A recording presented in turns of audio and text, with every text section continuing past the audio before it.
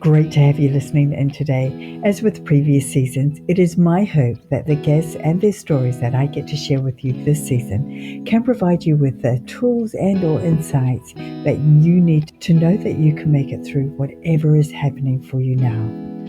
And not only that you can have the life you want in whatever way you want that to look like. So let's get to it. I'm your host, Helen Morris, and this is the beautiful side of grief.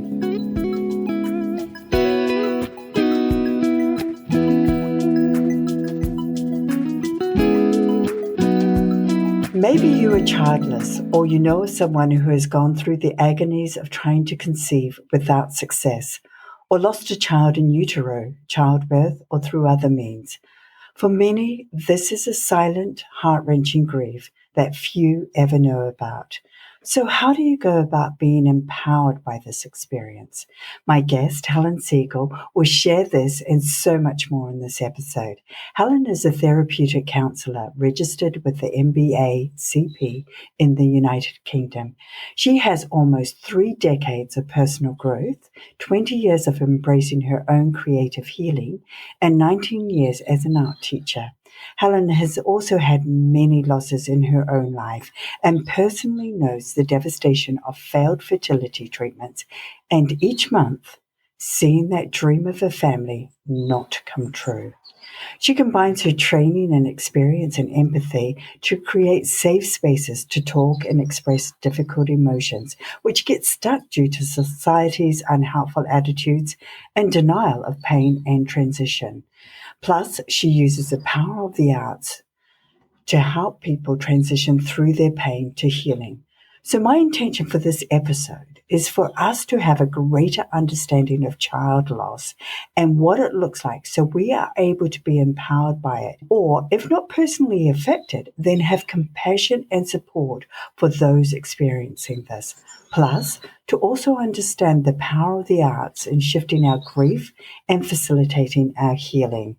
My heart is breaking for you if you are a silent griever of this type of loss or not so silent griever of child loss. And I'm sending you so much love and hope as you work through this. So, Helen, what an absolute pleasure it is to have you as my guest today from the other side of the world. So we've just flipped completely, and I'm excited to be able to share this form of hidden grief. So welcome and thank you. Oh, I'm so grateful to be here and pleased and sharing this work and meeting you, Helen.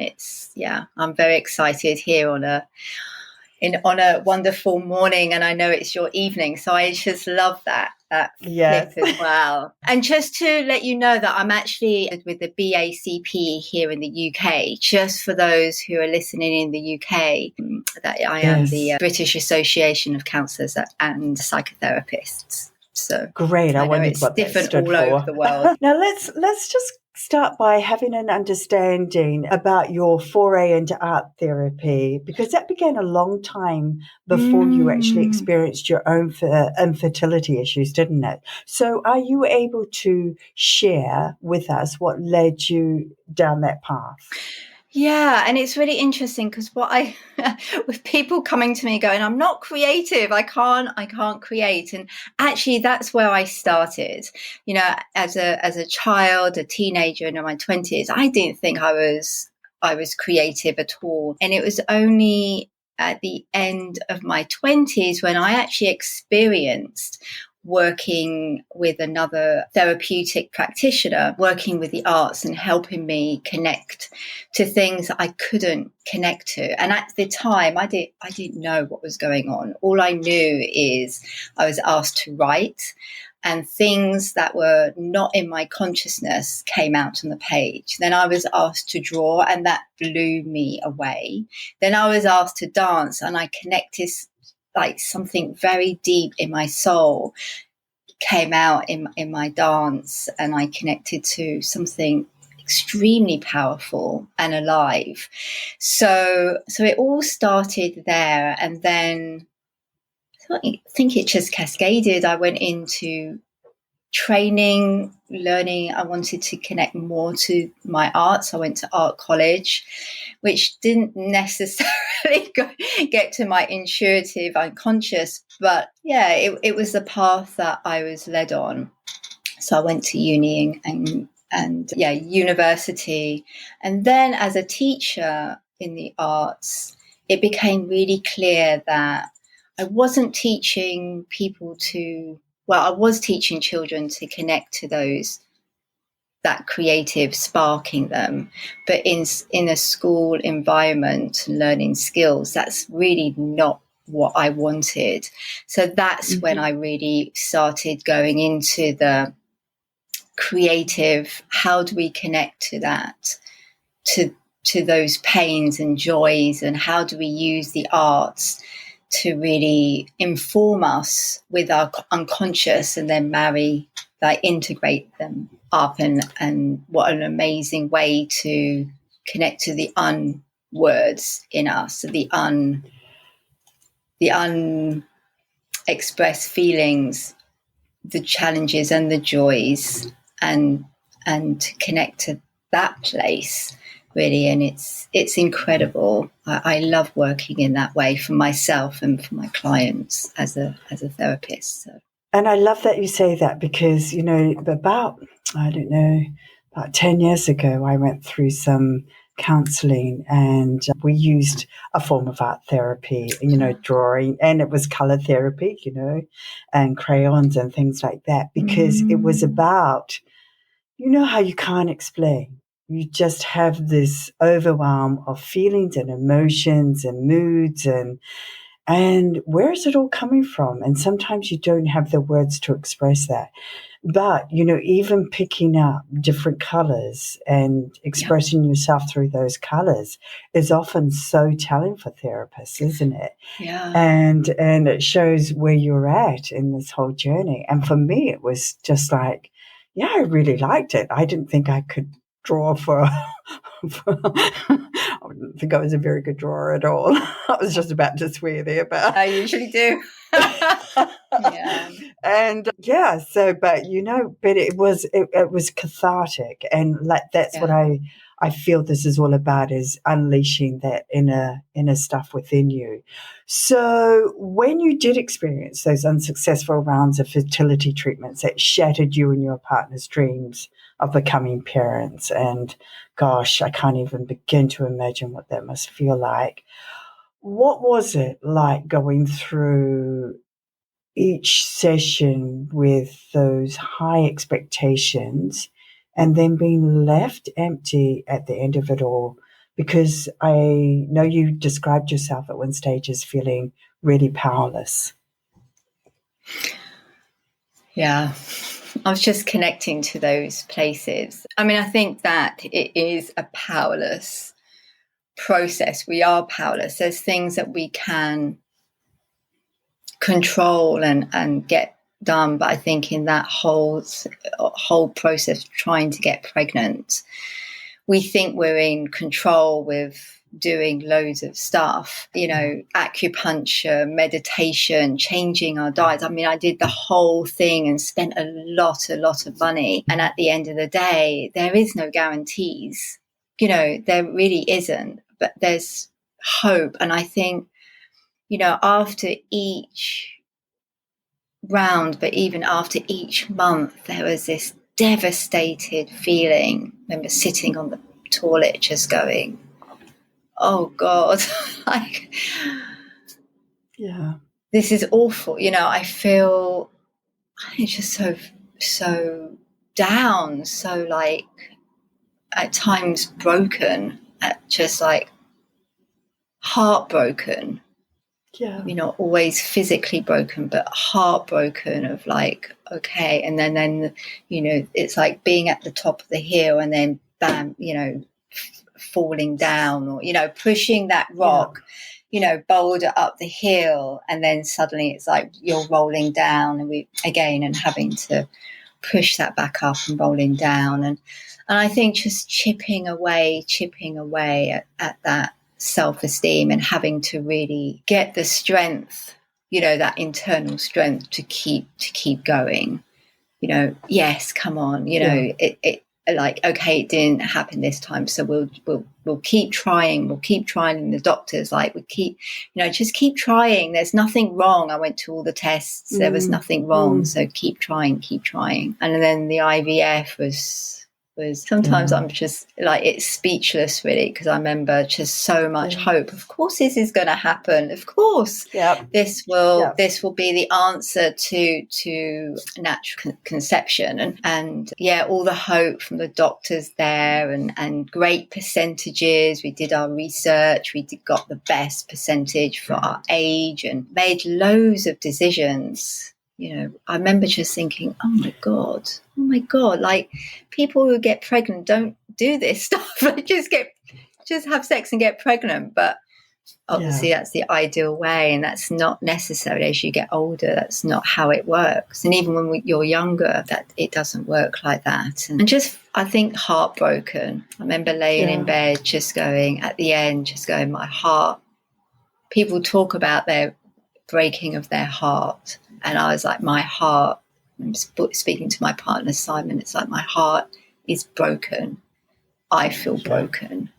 And just laying there, just crying, just devastated with the powerlessness of it, and the hurt and the pain of it. And I think what was even harder is like trying to explain, which is awful, isn't it? Why should we have to explain to people, in my family? Obviously my partner, I didn't have to explain to him, but then my mom and his mom and his family, there was no rushing to empathize with me. There was no rush. There's no like calls going, I'm really sorry, I'm sorry for your loss. There was none of that. And I don't think people get that. I think that's the silent grief, isn't it? It's because that's the disenfranchised. You're having to do so much of this on your own, and and it's a whole myriad of things that come into that whole grief process, isn't it? Because it's the huge loss, the huge expectation, and then that huge loss at the end of it. But then there's also the effects of the hormones on it. There's all the, interplay between the relationship, trying to navigate this, and all the different aspects of it. And there's so much comes into play. And then, like you say, jeepers, how do you even talk about it to others, let alone, receive some sort of empathy around it? Yeah. I think that, and I listen to, there's a lot of like groups, Facebook groups talking about this, the childless community. And I think it's that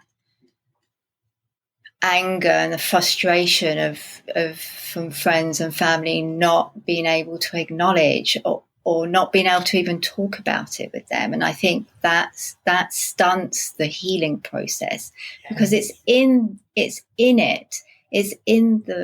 communication that healing actually starts happening. The condolences, it doesn't take it away, but it's it's part of the process of having it acknowledged, having it seen. Yes. The mirroring of neurons in our minds with another person. And the childless community don't necessarily get, they don't get that. And there's often a barrage of really, really unhelpful comments, from those that you're dealing with, isn't there? God. Like, when are you going to have kids? Or you're leaving it a bit late, aren't you? And the worst one is, is the joking, is Jerry shooting blanks, ha, ha, ha, ha, ha, and they think that, but they have no idea that that's not harmless to a couple who are trying their darndest to conceive and going through every conceivable measure to make that happen. Those throwaway comments can be very, very hurtful, can't they? Yeah, and I think, after many years,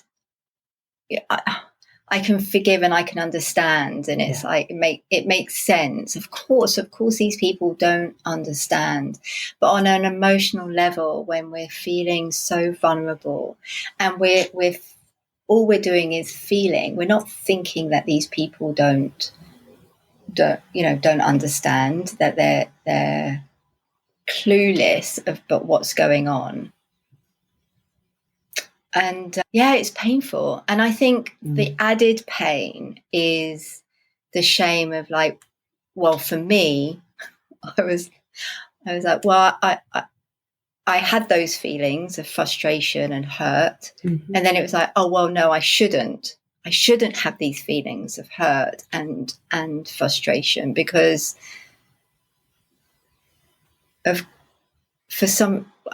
that's my past. So I've worked a lot around that shame, but I think a lot of women feel shame of having those feelings of hurt and pain by someone else. Yeah.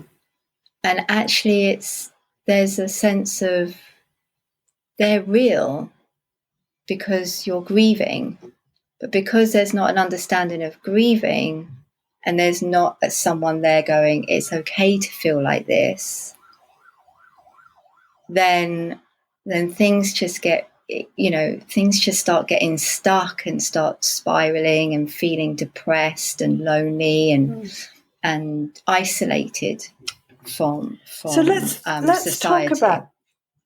Let's talk about that. Sorry for interrupting. Because how do people recognize that they are in fact grieving? Because I imagine there are a lot of people who go through this whole process who don't realize that loss after loss after loss, they haven't actually connected it to the loss and grief. And so they're going through this myriad of emotions, the anger, the frustration, the hurt, the heartbreak, and all of that. And they don't relate it to their infertility. So how do they recognize that? I think it's really hard. I think it's really down to people talking about it, talking about grief and loss. And in the communities, I was really lucky. I knew someone who was working in this area way before that I even was trying through IVF. So there was conversations already about the shame that we feel about not having children, going through wanting children and not being able to have children, and then the shame of having those feelings and then needing to move on, but finding it really hard to move on. So I was very lucky that there was this part going, oh yes, I'm grieving. Now it's the end. I'm grieving, and I put a lot of things in place to go through that process. But I think it's hard. I think women sort of just get into a place of, okay, that's finished now, let's move on. And just keep pushing and pushing, but finding it really hard to move on. And I think they get to a place out of the denial that actually, hold on, something's going wrong emotionally for me. I'm not happy. I'm not finding it. I'm finding this really hard. I'm finding life really hard, relationships really hard. Things are different. Yes. Things are different from what they were before and now. And then starting to listen, starting to go out into the arena. Thank goodness for internet now, and websites and Google and all those other amazing things when we can put childless in, or grief or difficulty childless, and then there's a lot of things that come up. And I think if we've had loss before, we start recognizing, but it's different. I remember losing my dad 3 years ago, and that was a very different process, very different from this loss. And I know many women who are going through this grief and having other losses, and they're like, but it doesn't that's an easy loss. It's to process. It was shorter, or I don't know. Mine was a lot more smoother. expected, or it was expected, and it was also the feelings were similar. So I had sort of a benchmark to go, oh yes, that's some of my anger, that's some of my, I could speak to my dad, I could speak to my lost children, but it was different. I hope that answers your question. So I think it's really, I don't think it's easy. I don't think it's easy for women, and I think that's why a lot of us in the community keep getting out there, keep wanting to go on to podcasts, keep trying to get people together. But in our society, it's like, just move on, or we're cat women, we're alone, get on with it. And we're a less than commodity in society, and we're trying to change that. No, we're not. We're worthy. We are worthy. We are amazing women and men as well who really suffer with this. And do you have many men that are coming to you to deal with this aspect as well? Because I know the women feel the loss hugely deeply as well, but so do the partners. Their hopes and dreams of having a family have been crushed, and often they're expected to deal with it silently as well, aren't they? Yeah, I do have men in my community, not many men, but I do have men, and amazing. I have a couple of men in my Facebook group as well, Empower Childlessness, and he came in and shared yesterday about how he's moving forward and the steps he's doing to move forward, and how he's starting to feel better. So that just felt really wonderful to hear a man's voice. And also in all the summits, the Chasing Creation and World Childless Week, there are men speaking in there, and but there's not many, and I find them that really sensitive but also strong. Yeah, they're lovely. It's a lovely energy to be around those men. So with the clients you're dealing with, are they coming to you? I'm sort of interested in the time frames that people are seeking help. Is it straight away after they've gone through all those treatments, or is it, sometime down the line when they suddenly realize that all the wheels are falling off and they've suddenly connected it to, being childlessness? Yeah, some come, childless. Some come very soon. So I've had some women that come right afterwards, like a few weeks after. Like, okay, I know I'm going to go through grief, and I want to be able to talk about this. I want to do some creativity around this. So they come very soon, and I think that's great.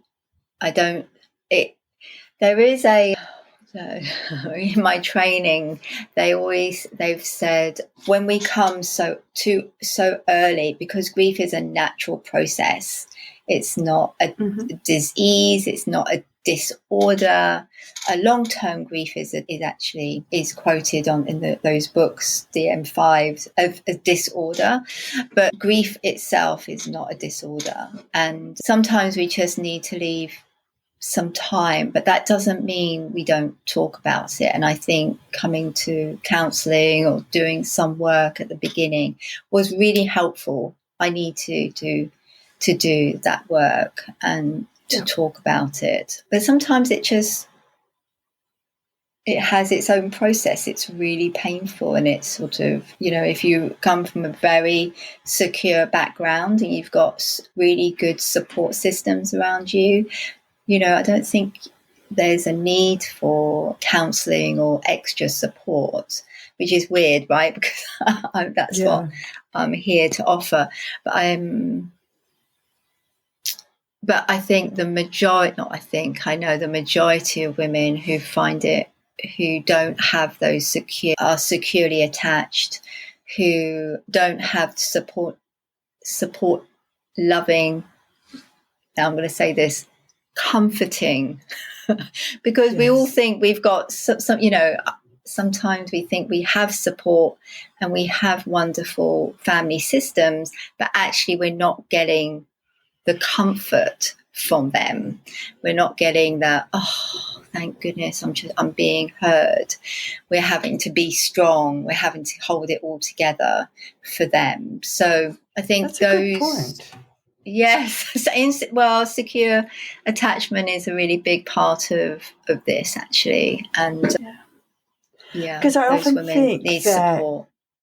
yes, I often think that, we just get so used to our families being a certain way and compensating for that we don't always realize that it is not a secure, comforting, family system. It's just one that we've got used to. So that's, I've never thought about that before. So that's really good that you raised that.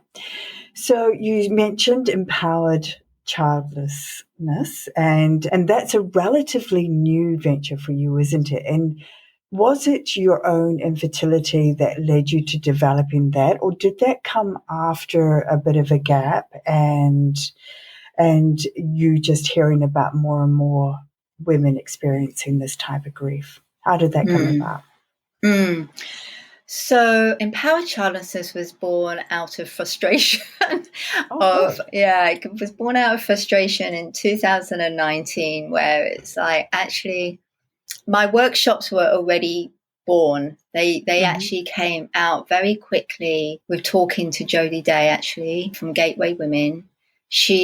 I was in conversation with her, and she connected with me, knowing where I had come from and what I was, my background around the arts and creativity and my training. And she was like, why don't you do this? Why don't you do this? And so I put together very quickly my Grieve with Gusto workshops. And they were face-to-face. And I love doing those, and I'm still in contact with some of those women, which is amazing, and they're moving on, and they found it really helpful. But there was something that I wasn't feeling and seeing in the world, and I was sort of talking about it, but somehow, sometimes you talk about things and they just sort of like drop. It's just like, okay, why are they dropping? Why are they not taking off in flight? It's because I was maybe not talking to the right people. They couldn't quite hear what I was saying. But I wanted to create an environment and connect people together from all areas of support.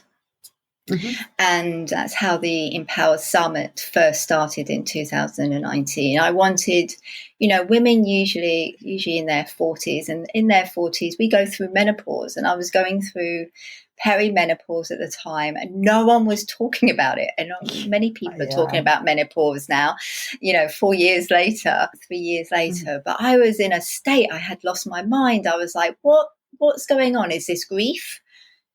Grief? And I think there's also perimenopausal issues and that come in here. So I pulled many, many people together, and I created a summit in 2019, and that really launched Empowered Childlessness. It launched, and also the work that I was doing with the arts and supporting women going through grief, being able to talk about it, being able to work through some of the stuff within the arts. So but I've been going since. Let's move into talking about the arts and get away from those dreaded hormones. Oh my gosh. Don't even have it. Oh my. That's another podcast. That is indeed. How did you discover the power of art as healing therapy? Like, I know that you went through your own journey quite early on when you were quite young, just branching out, finding out who you were. And then how does it work? Let's talk about that. So how does it work? How does art? And how did you discover it as a healing therapy for others? Yeah. For me, I mean, that was at my late 20s. I knew art healed. Yes. And I think all the way through my education, I knew I was expressing stuff that I couldn't actually express in words. Is that how it heals? Is it a lot more powerful than that? Is, just being able to express the unspoken? Is that what it's all about? Yeah, but it's also, what's amazing is I had an amazing woman work with me, and she's given me permission to tell her story. She just not only lost her sister, she lost her partner, her fiance, all within months of each other. Mm-hmm. And she came to, and she was stuck. She'd been stuck for years grieving, and she couldn't get out. So she came to one of my workshops, and she was creating, she had some themes. I gave her we were talking about the grief, and she was creating her grief. And she created this, she stood back and she was like, oh my goodness. And there was the most beautiful rose. She had drawn and painted a rose. And it was in that moment she was like, my grief is my rose.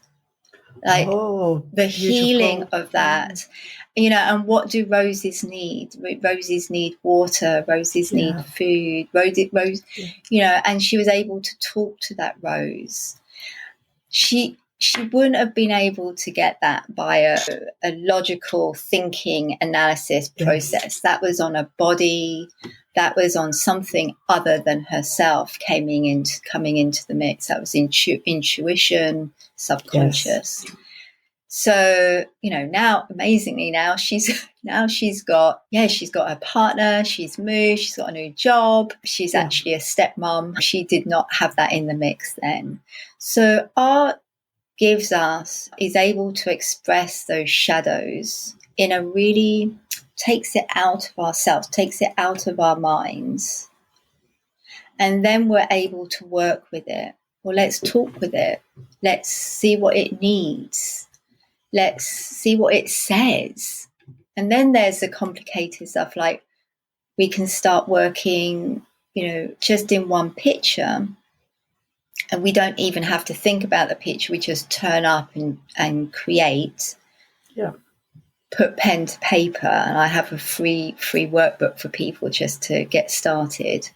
Just put our pen, choose the colour, put the pen on the paper, and we just move and allow our brush, our pen to move where it wants to move. And then afterwards, we can start talking to different parts of that image and explore that image further. So we can sort of move ourselves into another state, or understand ourselves. And don't we all just want to be heard and understood? Oh my gosh. Isn't it just, it's like, that's all we need. It's like just someone to understand. But sometimes when we don't have those words and all we're doing is trying to explain, it doesn't connect to what is really wanting to be said, like that. We just need to make that noise, or the tears need to come, and sometimes that gets blocked with either shame, but in art they can come. And another beautiful client of mine, she was really struggling, like how she talks about the greyness of her life. Yes. But actually in which grief can create that greyness in our life. But in the art, she found colour, she found life. And she was like, oh my goodness, I have life. And there was that real sense of that there is life, and then connecting the colour to herself, that relationship. So working gently towards that. So, and sometimes it's just expressing with my other clients, like anger, we just keep needing to express. And then suddenly we work through it. It's like, we get to. So it's not just one picture, and then it's a process. So it's working with the process of the arts, and sometimes just talking, but then using the arts to express. So each individual client is, as you said, it's very, they are the expert in the room with me. And in my group work with Grieve with Gusto Live, I'm listening and working with them. What do they need with a little bit more structure? I have like a little skeleton structure with that work. So does that answer? Yes, that's amazing. And Helen, I love the term express our shadows, because a lot of this is at a very primal level deep within us, isn't it? That anger and that, and we may have gone through a situation and be experiencing that grief, but yet we've locked inside of ourselves so much other emotion that then has an opportunity to come out, and we can see all the interplay of everything that is happening. What about for those of us who think that we don't have a single creative bone in our body and will be useless at doing any form of art? So let's talk about that, because that would sometimes be off-putting for people. Oh no, I don't know how to draw. I don't know how to do this. And Brené Brown talks about the creative wound. So and I get it. Because I can still. I went on last week. I went on a paint. I hadn't been on a painting course for years. I do my own painting, but I thought it would be really nice to go on a painting course. Oh my goodness, the wounds, the oh my goodness, I can't do this. And so I understand. And unfortunately, as an art teacher, or fortunately as an art teacher, I so know the damage. I feel so sad about this, the damage that art lessons, early art classes experience at a very early age, where we come away going, I can't create. But that's our, and that's great, because it's not crazy. That's just how the system works, unfortunately, where we needed more support. Don't you think that was, we needed more? Go. Don't you think that was reflective of our whole lives back then, though, that we needed to fit into this box, that we needed to be a certain way, not ourselves necessarily, but to fit in with society, our family, the system, draw an apple this way and color it this way. And if you don't do it that way, then you're not very good at doing this. That sort of thing. And I've seen I've seen one art teacher rip up a boy's work to say, this is crap, do it again. I didn't stay very long in that job. Yes, and this is all, Helen, this is all about society, right? Because if society acknowledged our grief, then we would acknowledge our grief. Yes. And then it would just be a grief that, we go to counselling. We go to counselling for grief, but this is more. It's like not being acknowledged. So I love how little things around creativity get into the bigger picture. But absolutely, and what I love.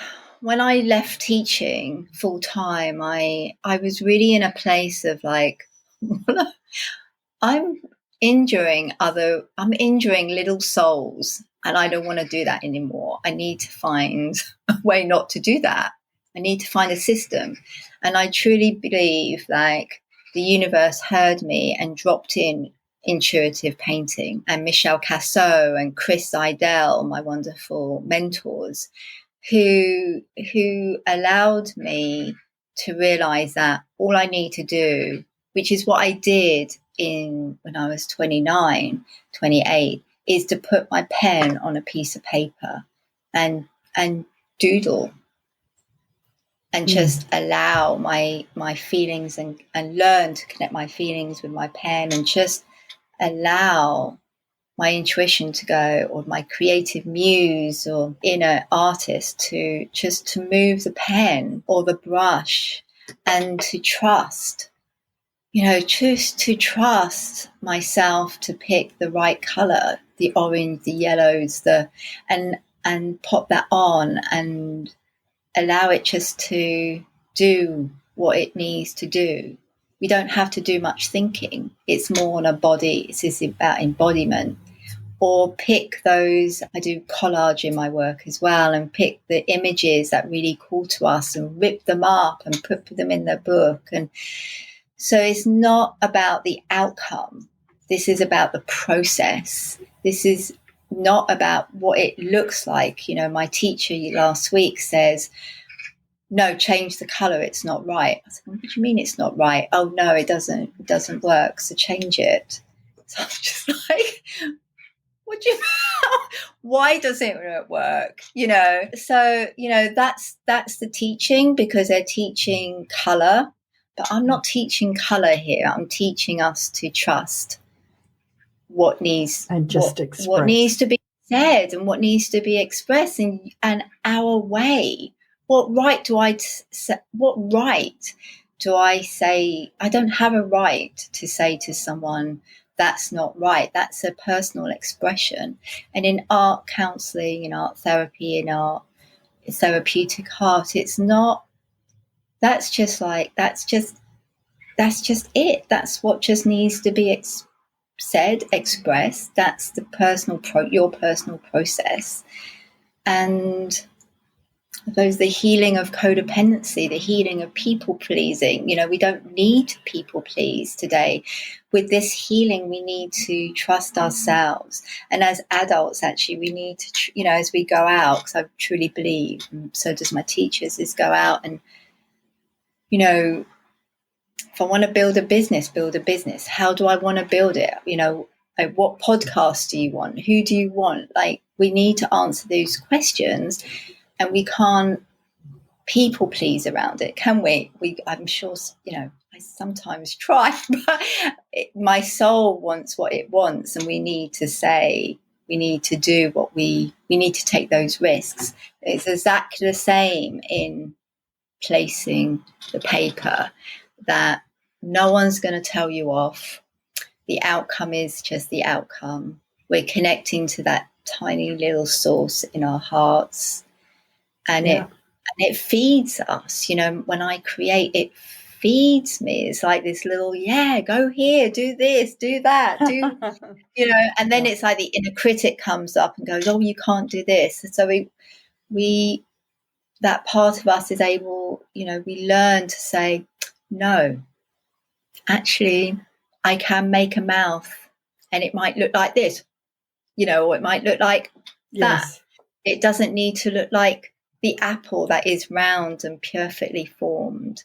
So I say to those women who think they can't create, you can create. You're just scared, and it's not, maybe you can't create the way other people want you to create.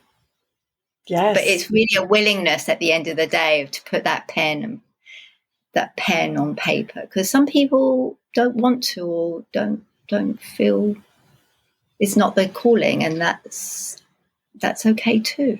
They do it through cooking or walking, gardening, knitting, crochet. Their creativity is the way they dress, the way they put their makeup. Creativity is about art being, just allowing ourselves to be. It's not even about flow. Someone said to me yesterday, just flow. And I'm like, sometimes creativity doesn't flow. Sometimes it gets static and jagged, and it's just like, and making ugly art is the best art. We can make ugly art, and that's fabulous. I love ugly art. Something I heard very strongly whilst you were speaking was like this whole thing around trust. And I think as adults, we need to learn to trust. I think that's something that we don't think about ourselves. How trusting are we? And if we're not trusting, why don't we trust? And so I think that just allowing ourselves to be and express ourselves. But with that trust also comes a feeling of being safe, doesn't it? So what prevents people from feeling safe in your experience? And how does that impact on their healing and ability to express?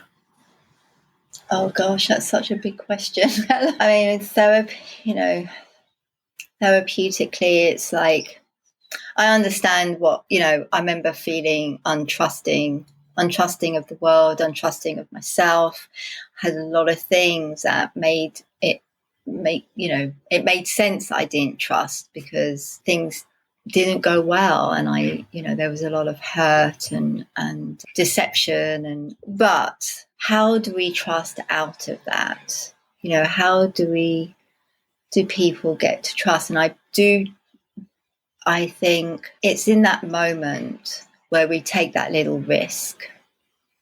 And I heard the other day that someone trusted me in the room, and that just felt so lovely. And that took I've heard a lot of people express that about you, that they feel very safe. They do. Yes, you create that place of feeling safe, and that allows them to trust themselves. Yeah. Yeah. So that's huge. Yeah, that's really lovely to know. It's really hard but so what I do in my rooms is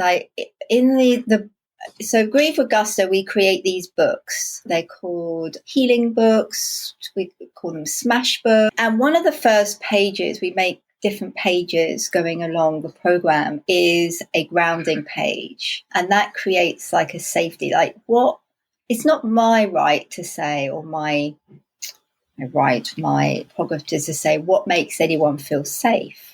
So, for me, what helps me feel grounded is some meditation, being out in nature. And safety just takes time. We just find some ways of grounding. I love the somatic experiencing process of orientation as well. And that creates safety. If we're stuck in the past or we're going into the future, we're ruminating, just connecting to rectangles and shapes in our environment brings about a sense of I'm okay in this moment. Okay. So is that because you're recognizing the shapes? How does that work? Yeah. Sorry, I'm not our mind, our minds love working and trying to create safety, so that they sort of just overworking and actually making us not feel safe. And actually, I'm going into therapy terms like the parasympathetic nervous system and the vagus nerve, which connects to that, and the brain. So what we need to do is just calm that vagus nerve down. And orientation, I love this exercise, and you could even do it too while we're on here, is just look for 4 rectangles in your environment and actually name them. You can name them out loud, or you can name them in your mind. So I've got my photo frame, I've got my storage boxes, I've got my folders, and I have my book and my phone on the desk. And I'm connecting to each one. And then have a look for circles in your environment. So I can see I've got an award that's circular, I've got a candle, I have speaker. And then have a look for 2 soft things in the environment. So I have a fluffy hedgehog. And my trousers are quite soft as well. And I don't know how you feel, but I'm already feeling a lot more grounded. Because you know what it does is it puts you exactly in the moment of being really conscious and aware of where you are, what you're doing, what surrounds you. And That's safe. how I feel. Yeah, the brain goes, oh, okay, I'm in my environment. Yeah. So those little things that I do I teach in my group, there's always going to feel a little nervousness, always. Like that I think it's just normal. I was really anxious and nervous, maybe not anxious, but nervous coming onto the podcast. So going into new environments, meeting new people, we're going to feel unsafe. But it's like learning to trust ourselves. And what I love about intuitive painting and the arts, it's like we get to trust ourselves. Yes. We get to trust. And sometimes, in life, things fail, things don't work out. Stuff, more than others, maybe more than things don't work out the way we want them to. And knowing that we can go through that, and process that and still come out us, we will be changed, but it's okay. But I think that's the bigger picture, and thinking about grief and trust. I suppose I remember people saying to me, "Will I've got through this," and I remember saying, "Will I ever get through this? Will I ever feel the Helen that I was before this whole process?" And 7 years this July, I remember going, actually, I do. I feel bigger. I feel bigger. I feel stronger. I feel more than what I was. But I'm okay. I feel okay. So it's possible. So trusting that other people have been through this and have come out the other side and into the light. And it's dark. It is dark. Yes. It's not being afraid to go into that darkness and explore that darkness, because that's the yin and yang of life, isn't it? You need that balance. So you need the shadows plus the light, it's all the interplay there. And you can't live in light totally, because then you need the downtimes to appreciate those beautiful times you have. Helen, I want you to just run through, because I think you've just explained it, but you wrote, "Today I have found myself. I have found my passion again. I have refound and am reclaiming my life. I can truly say that I am finding the meaning of my life and my losses. Just writing this truly blows me away. I truly did not expect this 5 years ago." And is that why you just explained? I mean, why not? Because you've been on a personal growth journey for a number of years. What was the difference in the past 5 years that changed so much for you? I think working with others, I think finding my own passions, I think going through and talking, I don't do this alone. So I have my support network around me. And I think that has changed it. I think going into that darkness, I think when we're feeling dark, and it's not going away, like we need to look at it and bring some light into it. Yes. Our lives are not they can be really light, and we don't want to be living in the dark all the time. If we're living in the dark all the time, then we need to start shining some torch and finding someone to trust to go through this process with. We don't need to do that alone. So anyway, I'm going into other things. But... No, that's all right. And I always equate, light with hope, even the little tiniest glimmer of light can equate to having some hope in your life, that hope that it's not always going to be this tough or this dark or this great or this hurtful. And I sometimes we can't find it, but I find that if we find someone to hold the hope.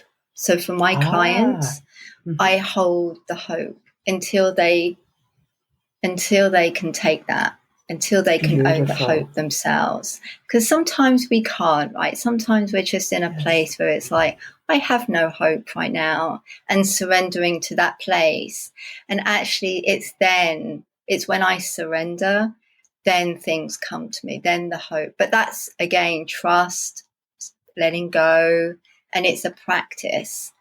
I love that. Like mindfulness, I love you holding the hope for them. I love That's so cool. Too. Now let's quickly run through some of the programs that you offer. And I love the title of this, Grieve with Gusto. So cool.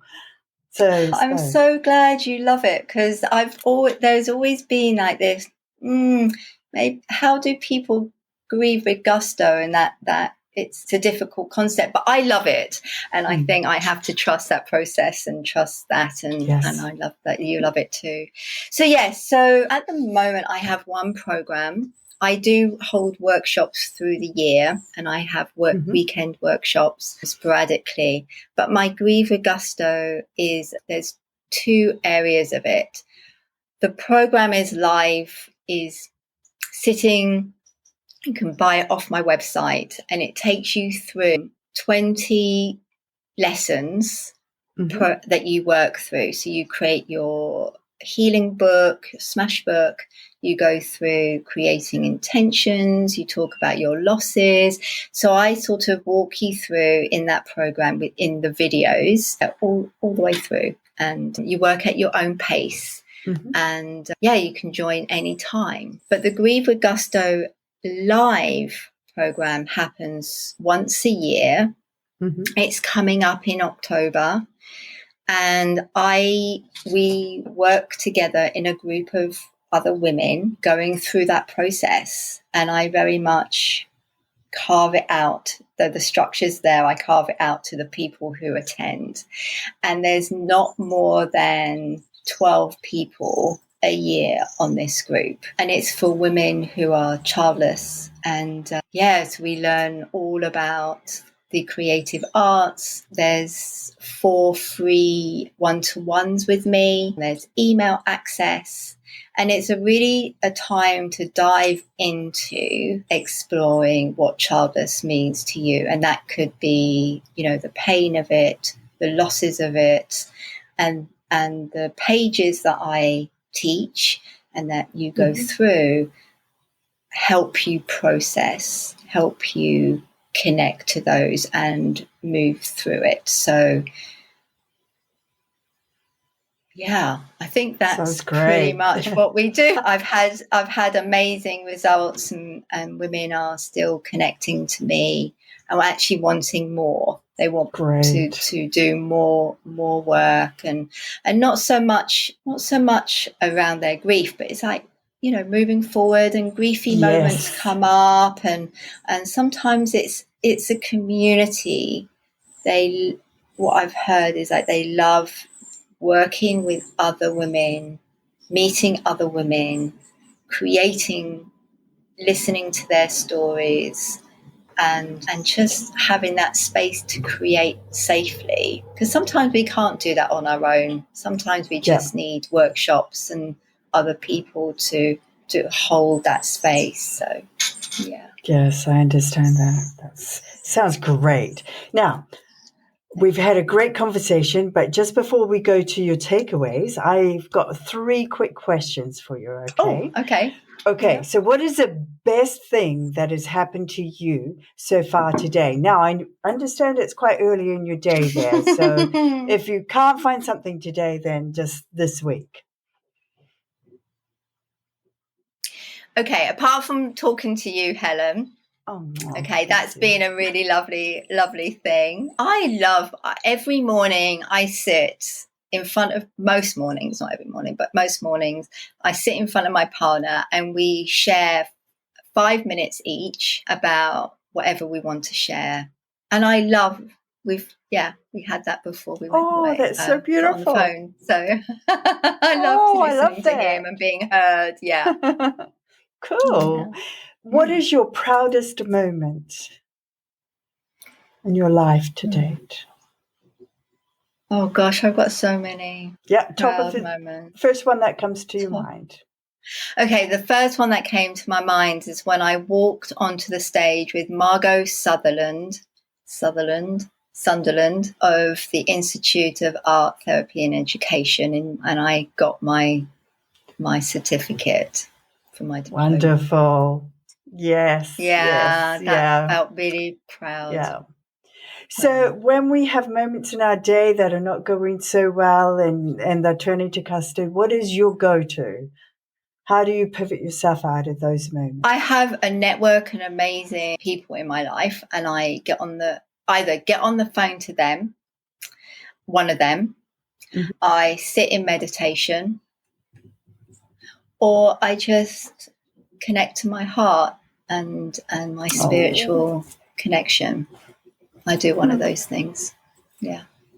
Beautiful, beautiful. Okay, now what takeaways would you like to leave our listeners with? Because I know you've got some beautiful takeaways. Oh, bless you.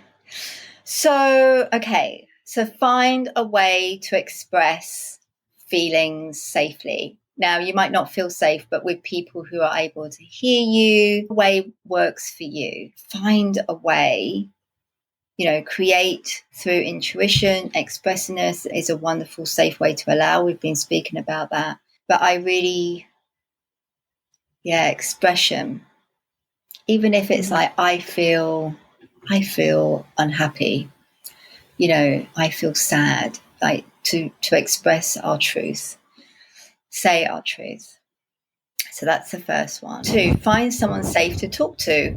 Tell your story, worries, concerns, any shames that you're holding, the lightness and the darkness. Find someone, whether it's your partner, whether it's your friend.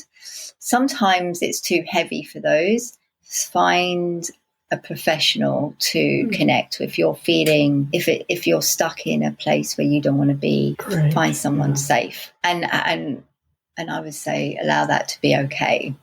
It's okay. And 3, learn to take beautiful care of yourself, your needs in all your glory. You have the right for your needs. You have the right for your opinions. You have the right for that nurturance. That also means letting go of that inner critic that tells you that you're not okay, that you're not worthy as a childless woman, or, that you're lost and you're feeling down. Tell that inner critic to get friendly with it, or, whichever way works. I've had to learn to work with my inner critic and learning about those limiting beliefs so you can push through into being who you are and living a life that you want to live with. Oh, I think that's it. And I have put a sneaky 4th one. Okay, go for it. Know that you are beautiful and loved. Your grief is part of your amazing life. You may not feel it now, but with some work and care and lots of love, there is a gift in this loss. May you come to a place that shows you what that is. That sneaky 4th one needed to be in there. That is absolutely beautiful. Yeah, I think so. I love that. And you also have a free resource, a step-by-step guide of how to get started using the healing arts to grieve. That's on your website, isn't it? Yeah, so you can pop in, it's on the front page, and I think, Helen, you're going to put Yes, I'm going to put the links in the that. episode notes, but just tell us, what the website is, just in case somebody doesn't have access to the notes. So it's empoweredchildlessness.com. I'm there. And I'm there, and all the information's there on Grieve with Gusto Live, and the free resources are. I've heard it's an amazing booklet of those things that you need to do to get started using the healing arts. And I do have a Facebook group called Empower Childlessness, and if you are a woman who doesn't have children and wasn't able to have children, there's a whole group of women who are there. Yeah. Does that include people like myself, though? Because I had a child and I lost a child. So anyone, yes, absolutely. So loss out of choice, out of circumstance, and out of, loss, circumstance, and choice. Yeah. Loss, circumstance, and good choice. point. Good point to raise, because often they're an underrepresented group as well, as far as hearing about why they've chosen not to have children. Exactly, and sometimes they don't. They don't get seen and heard. They're expected that everything's fine, but sometimes they get isolated out, and labelled, and the crazy person, and they don't, and they sometimes have the grief of having to make that choice. Not all. Yes. Not all. Yes. Helen Segal, what an absolute pleasure it has been to spend this time with you, to explore this subject of childlessness. And I've certainly learned a lot from you. And I just so love art therapy and the forms of healing that can come from just learning to tap into that inner you that wants to be heard, that apart from your mind, that sometimes speaks to us rather too loudly. So thank you. It's been a pleasure having you as my guest today.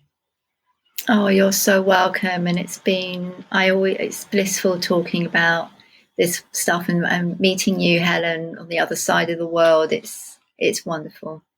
So thank you for doing your work. Thanks for listening. I hope you got some real value from this episode. Let me know how I'm doing, or if there's a topic you'd like covered, by clicking on the Healing to Be You Gmail link, or going to the Healing to Be You website. To get notified of new episodes, hit the subscribe button, and please share if you know of someone who could benefit from this episode. Until next time, be kind to you and take good care.